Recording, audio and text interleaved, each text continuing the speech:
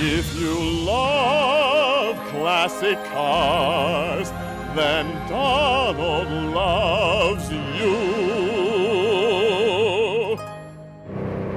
Jay, a mid-80s Porsche 911 is always to me a really interesting car because it's a car that is incredibly usable on an everyday basis, and yet it has an undeniably vintage feel that you don't get from a modern sports car. Right. I know. I guess it just shows how old 1980 seemed like yesterday to me, but you realize it's 40 years ago, literally. And this one is an 83, so it's an early 80s car. But this really is not an early 80s car.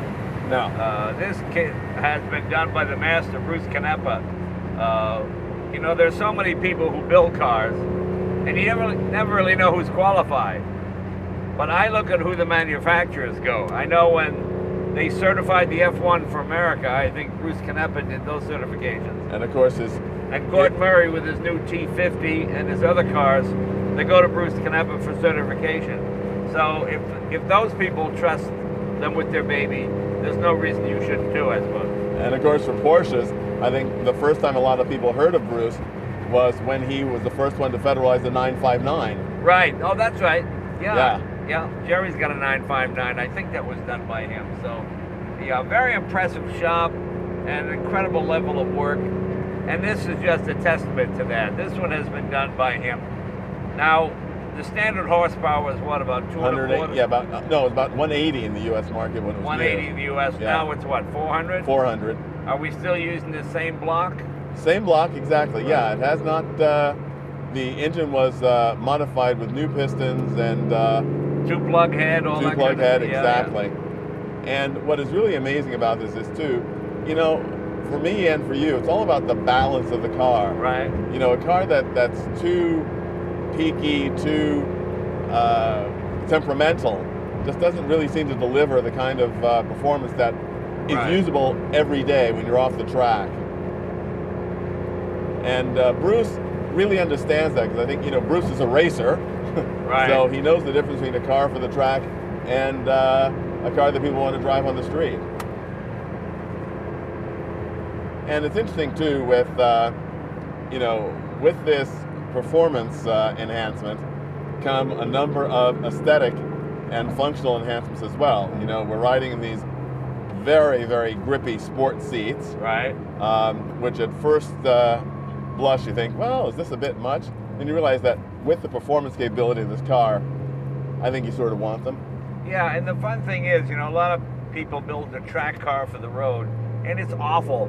It just kidney punching going down the road.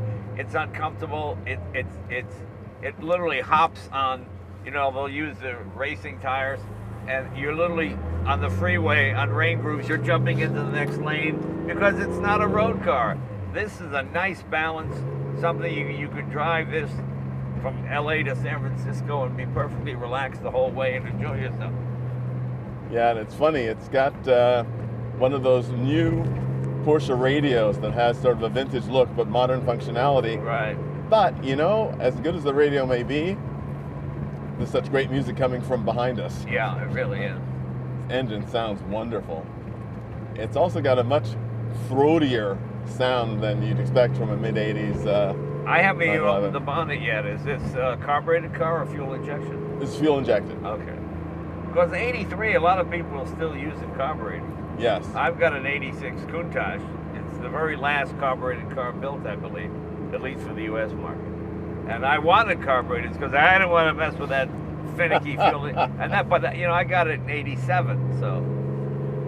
It is a very interesting thing. Would you equate the conversation between carburation and fuel injection with that of turbo and naturally aspirated? I think there's similarities in that conversation. Well, I tell you, the reason I like carbureted is if a car stops, I can always get spark and gas and put them together. Right. I can pour gas in the carburetor. If it fires, okay, I know I've got a fuel problem because it fired. It ran for 2 seconds, Right. then it shut down. Much like we took a Carrera GT out the other day, and the fuel pumps failed. And we ascertained it was a fuel pump because it would run for a second, and then you realize you're just using what's left in the line, and the pump's not pumping anymore. Right. You know, so that's one way to do it. But with a car like that, you're just stuck. Somehow with a carbureted car, I always feel I can get it home. Maybe it's psychological. Well, but I think it always seems to work. I think it's more than psychological, and I think it also connects with the way you connect with cars, because you love to work on cars and you love to have that connection with them so that you know, Right. this is wrong, I can diagnose it with this, I don't have to wait to see if there's something else that I can't see that has to be replaced. The fun part is about carbureted cars. I'm sure every car guy my age has done this. You've driven home with string and coat hangers going to the linkage out the window, and you're modulating the throttle like this as you drive out the window, because you know the pedal is collapsed or the spring is broken, Right. whatever it might be. You know, with modern cars, this is your this is the tool you have. This is Yes, special tool. Yeah, I mean, iPhone. That's what I find so wonderfully naive about the McLaren F1. It comes with a toolkit. Like you're really gonna rebuild that by the side of the road, you know. It is a very interesting thing. As you know, I recently bought a new Ferrari. Right. And I was surprised to look in the trunk, and under the mat is a toolkit. Right. And I wonder, indeed, what they expect you to do with those things. I suppose maybe hand them to a mechanic a technician who comes out from the dealership. But I would suspect that all they're going to do is take the car back to the dealership. They're not going to actually do anything with Right. those I tools. mean, you don't even get a spare tire anymore. No, you have that wonderful little kit with the little compressor the Ready Whip. Yeah. With the, yeah, Ready Whip. I like that. The can, it just kind of, just like, and most cars now have these thin wall tires with 20-inch rims or 19s or whatever, and usually split, so it's not going to do you any good. Exactly.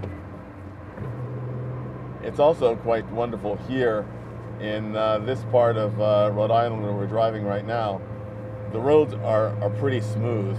Yeah. And you also get to appreciate the suspension of this car. Right. Which, is very firm, but also very comfortable.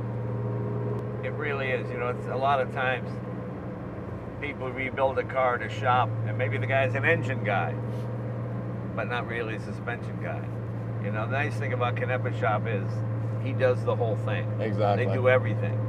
Because, in the old days, you have an engine rebuilt, one guy did the cam, another guy did the pistons, and then when the engine blows, they're all doing it. And who do you blame? It's why so many people go to crate engines. You put it in, boom, there you go. It's done. Something goes wrong, you call GM or Ford, whoever you got, and they'll get you another one, or at least fix it for you. And they really kept the 80s look, the big bumper and all of that. Yeah, it's a funny thing.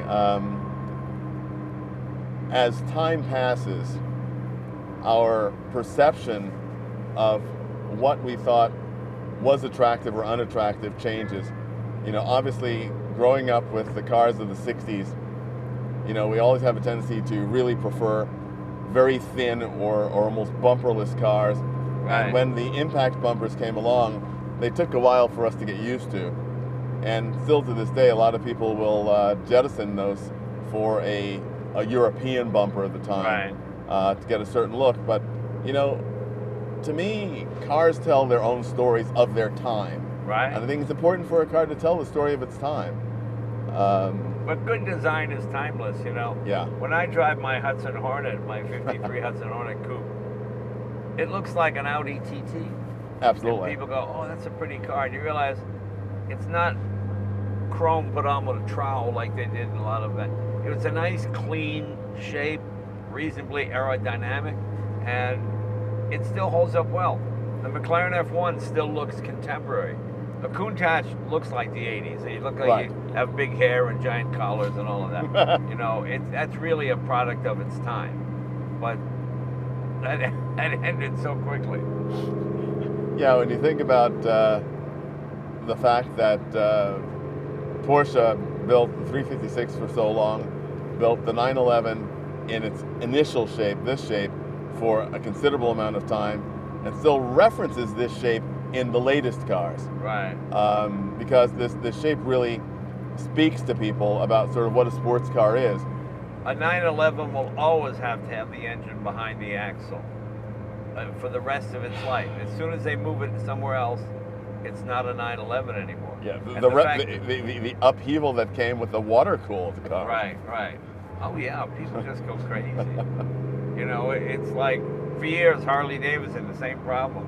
Oh, for 2015, new hand grips. Oh, okay, that was it. You know, still basically the same V engine, you know, air cooled, and then you make it oil cooled, and then finally you put a radiator in it. But and we all know what happened when Porsche attempted to replace the 911 with the 928. Yeah, which is a great car.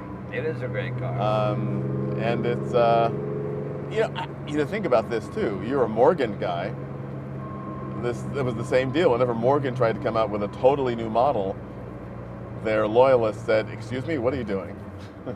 Well, they always made an outrageous model and kept making the standard model. Right. So it wasn't quite as bad. You know, the Morgan Aero. Yes. And a few of the other cars. It's not like they abandoned. They were still making that, you know. It's like when New Coke came out. They said, we're stopping making Coke, you're going to have New Coke. No, and then the classic people went crazy. They just did it alongside. It might have been a little less controversial. But you know, you can't sell something before it's time. No. The Chrysler Airflow is a perfect example of that. You know, the one before it, the 32 Imperial, one of the best looking American cars in the classic sense. And then the next one came along and what? All streamlined. What? You know. We don't get it. It didn't look as impressive. Well, you know, I think it's also important when manufacturers understand, as Porsche certainly does, as Bruce Canepa certainly does, the emotional connection that people have with cars and why. They want a car to feel a certain way. As you said, there's a lot of people who tune and rebuild Porsches.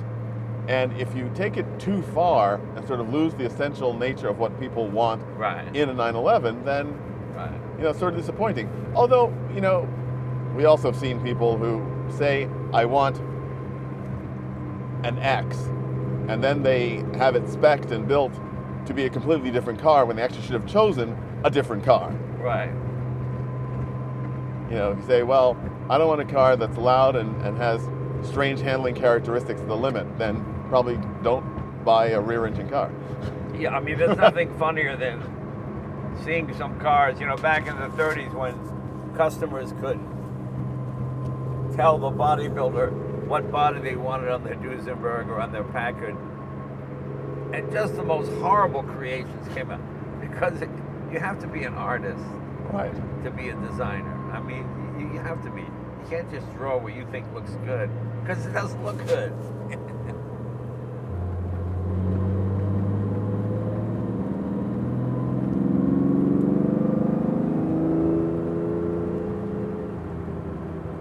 This car pulls really well. It gathers speed nicely. Yeah, and 3,000 RPM in fourth gear, it pulls pretty strongly, which is... you have one more gear. Exactly.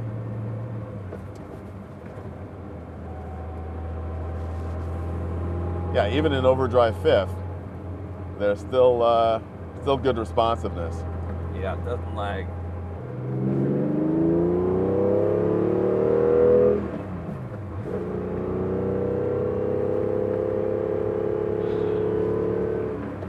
Yeah, that's nice.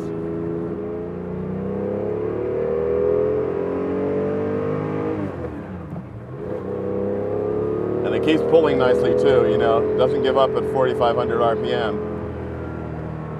So Jay, I've had a bit of fun behind the wheel here. Why don't you take the wheel? Yeah, and let me try it. your I'm expression. anxious to see how this is. All righty.